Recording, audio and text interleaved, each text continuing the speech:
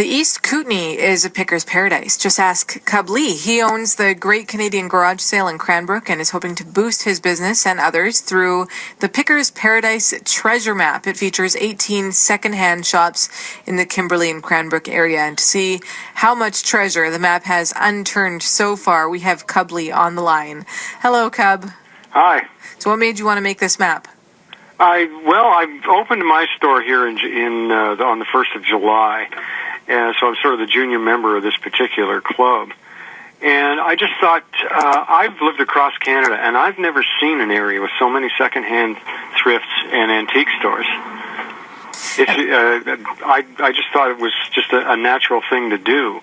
One of the problems that some of the retailers downtown here is we get an awful lot of pass-through traffic in Cranbrook. And a lot of it's truckers, seniors traveling with trailers and that sort of thing, and how do we get them to pull over? And I thought that, this might be a really good way to boost business, not just for my own store, but for everybody else's as well. And why did you want to help out your competitors? Well, it was a matter of doing something that I thought was going to appeal to people without costing me a whole lot of money, and this just happened to be one of the few ideas that I had that I knew I could at least get some acceptance for. And who doesn't love a treasure map? Well, this is the thing. How popular has it been already? It's been a hit right off the top. I was really surprised. I wasn't sure how much blowback I was going to get from motels and gas stations when I started taking it around to see if I could get it distributed. But I started talking to people at gas stations where, of course, you've got the map racks, and clerks in motels, and they're telling me they get asked all the time by guests there and customers where to find the second hands and the antiques in this town. Now they have a way to tell everybody. Exactly, yeah. It's practically a labor-saving device for them, so they were more than happy to carry it. How are you keeping up with demand for the map? Well, I haven't had a whole lot of demand for refills just yet. We've just had the first printing of about 500 go out within the last week, but that's going to have to be checked on fairly soon. The first 50 are gone from the local Salvation Army. The first 35 are gone from my store, so I'm going to have to get out this weekend and see how everybody's doing with this. And do you expect to see a business boost at some time because of it?